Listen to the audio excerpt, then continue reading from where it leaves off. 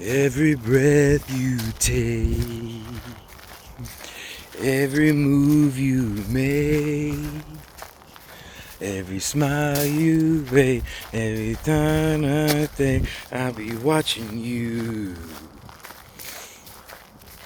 It's a very good reason to begin today's Wandering Talks with a classic record by The Police, co-written by the homie, I call him my homie, Sting. Um, First off, because I actually found a Sting CD for like $1 the other day, and like Sting shouldn't be getting sold for $1, but also Sting should be getting sold for $1 because he's got great music that should be accessible. Um, been on a little bit of a Sting um, trip too lately because I really consider him a multi-talented artist from, ooh, what do we have here? Is this a beer bottle? Oh, broken beer bottle. Michelob Ultra. It's truly American out here. I see a couple more back there. Oh, fun times.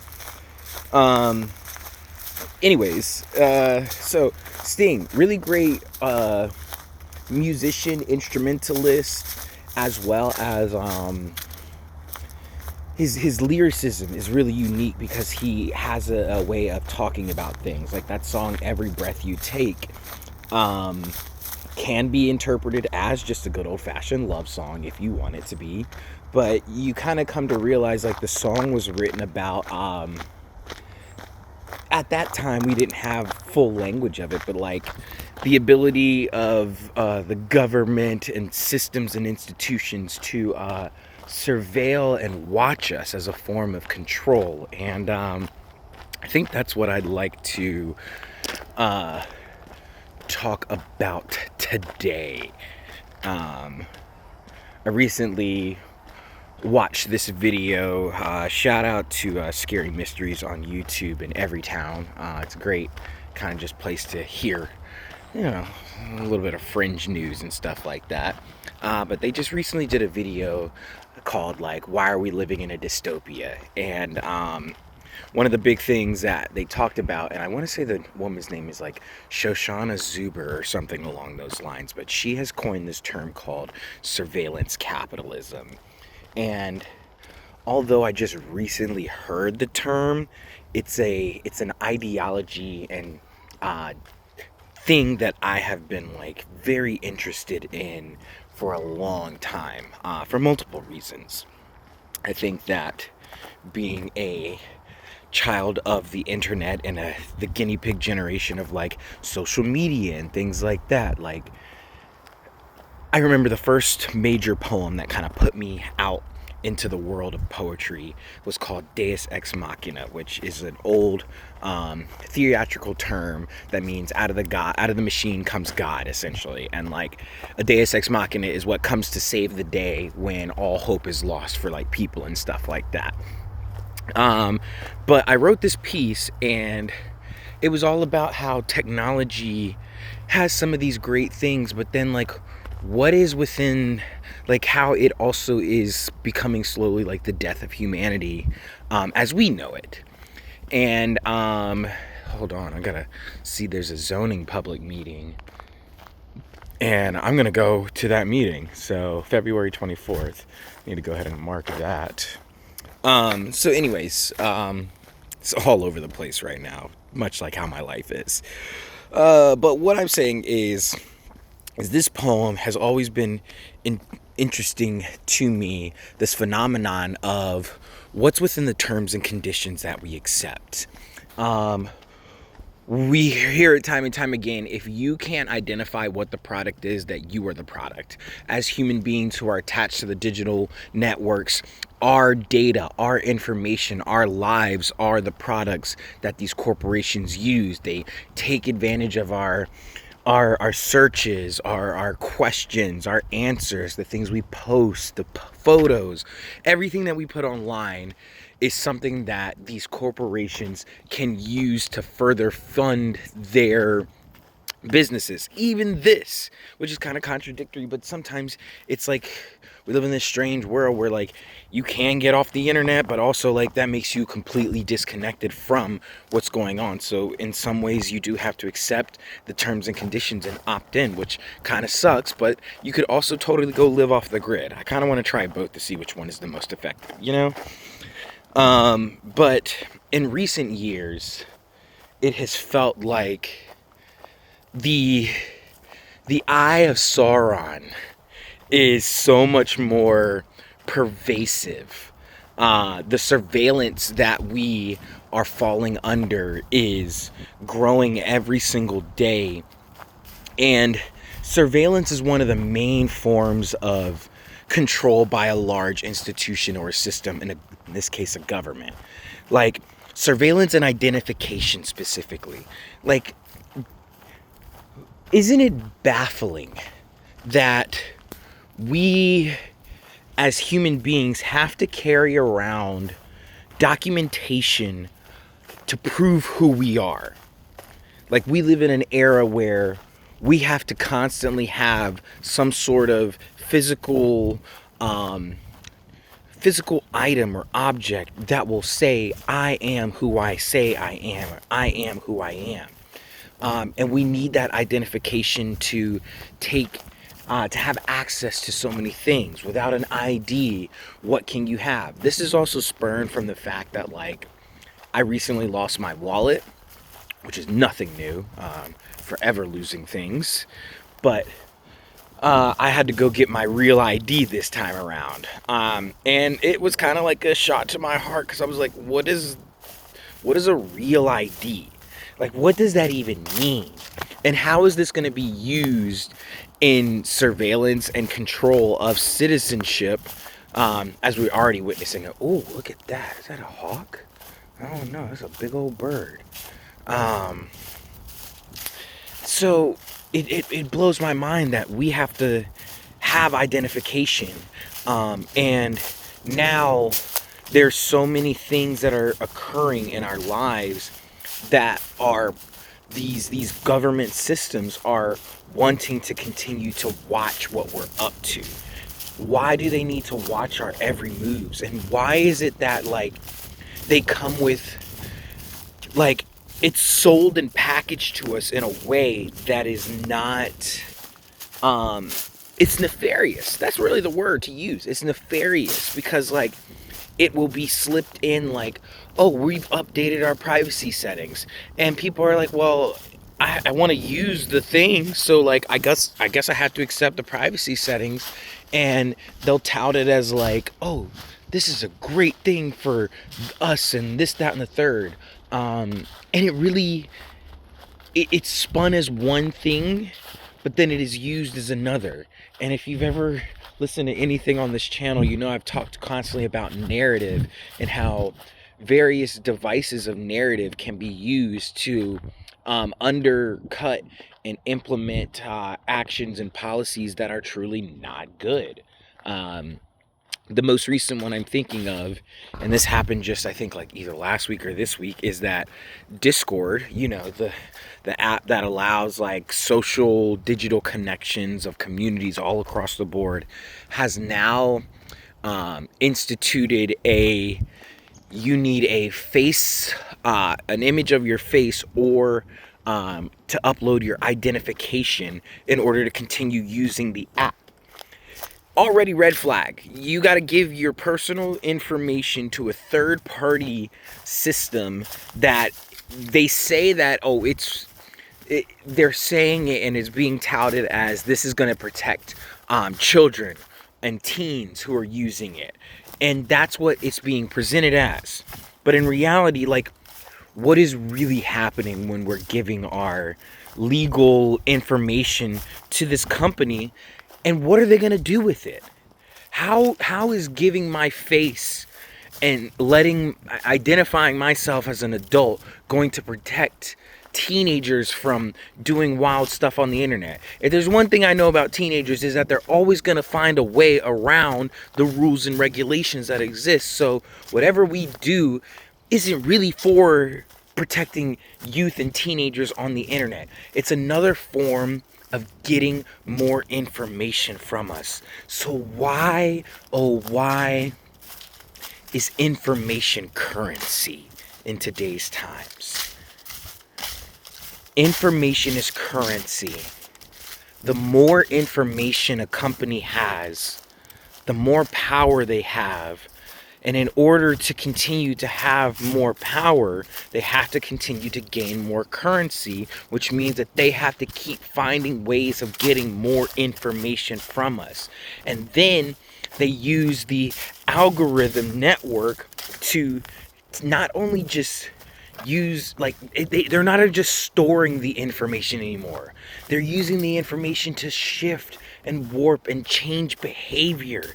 And that right there, like, that's what we need to think about, is how is me accepting terms and conditions leading to my behavior being influenced by social networks that have already been proven time and time again that they can be boons and boosts to civility, but they can also drive so much division and controversy between us.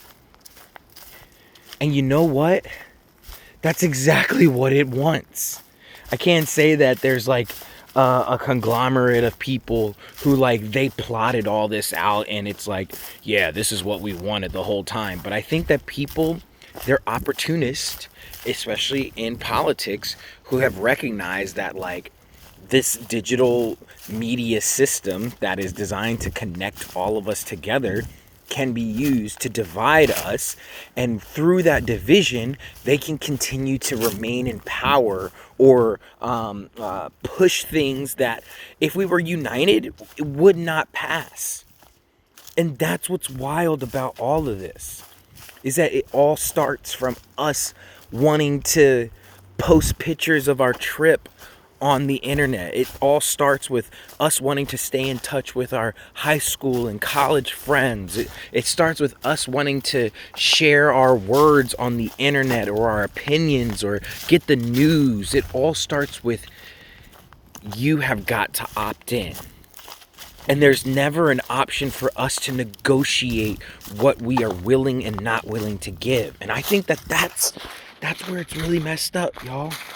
Like, never can we, like, if we want to even use the phone, we have to say yes to everything, and our data is being taken from the phone and being sent to, in this case, Samsung, so that Samsung can do what?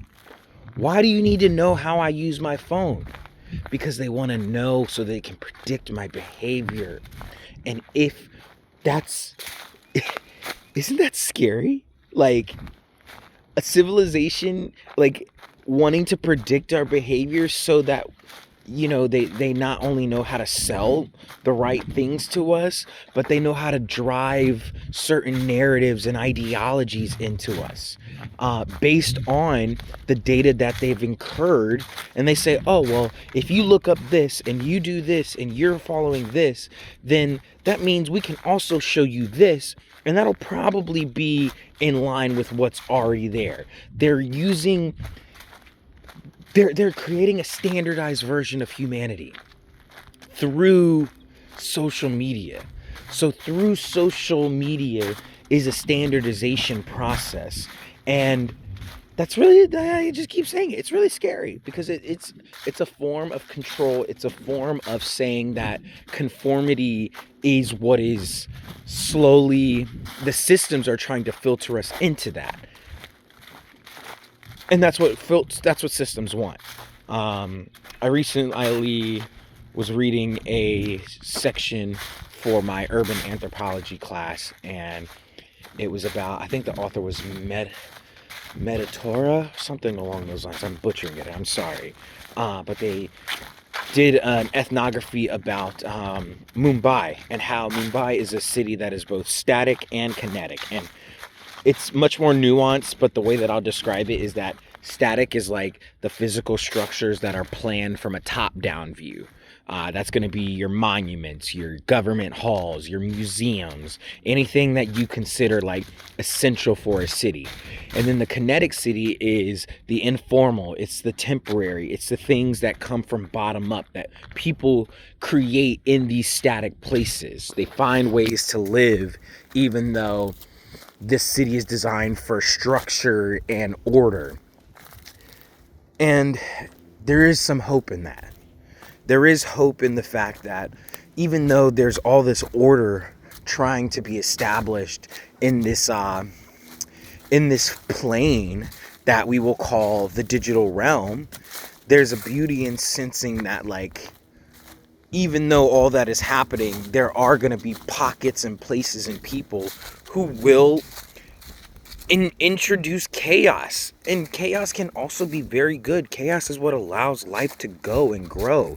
Order wants to remain stable and steady and predictable, but chaos is what drives innovation. It's what drives evolution. So we need to find ways to continue to be chaotic, even though we have these systems that stand out. How do we continue to express ourselves in these worlds? Is it possible? Do we need to create our own? I don't know, because then the challenge is that, like, if a government can't regulate something, it's going to restrict it.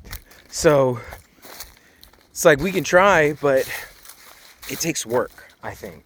I think it takes a very serious effort, and it isn't something that you can just willy-nilly do. It really requires, like, conscious choice to want to oppose what is occurring in today's world. And again, it is just like, it's harrowing.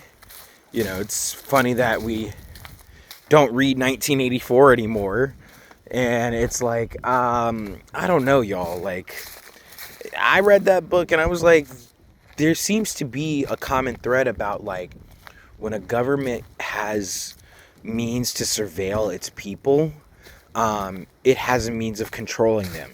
Because I talked about this with patients and friends and people who are parents specifically. Like, how can children grow up in today's world when they're constantly being watched? You know, we're talking about wanting to protect teens from the internet. You know what? Kids shouldn't have the internet like they have access to, because it is something that, like, you're constantly being watched, and you're not at an age where your brain can fully process and understand it. I mean, think about how many things people would want to do but don't do because somebody can always pull a camera out and watch them. That's not truly a free way to live. It's if the government isn't watching you, then it's the people, and the people all have phones that are linked to the corporations that are also being funded by the government. So, like, in the end, you are still being watched, whether it's directly or indirectly. So it's just a critique. I don't have any solutions because it's such a vast problem that, like, it would require a total divestment from a lot of things that run this world. I mean, I can't even go to class and do my studies without having to have internet access and two-factor authentication. Like, all those things are downright essential for me to just be a student. So we've created an over-dependency on it. And I think that that's maybe where potential solutions lie, is learning how to lessen our dependency on the digital. Because we forget that the digital was created by a few people. It doesn't fully represent the whole of humanity. It only represents a small portion, and yet it's being presented as if that is the full spectrum of life, that life can't exist off the internet. But here I am, constantly walking in a life that can exist and will exist before the internet. It'll exist after the internet. It will always be here. These things will always be here. Maybe not this exact one, but the concept of nature, like, I think that is where our salvation might lie is returning back to nature and remembering that we are part of that system, as opposed to just trying to create systems of our own, because time and time again they just continue to prove that they always fail. But nature doesn't fail. It just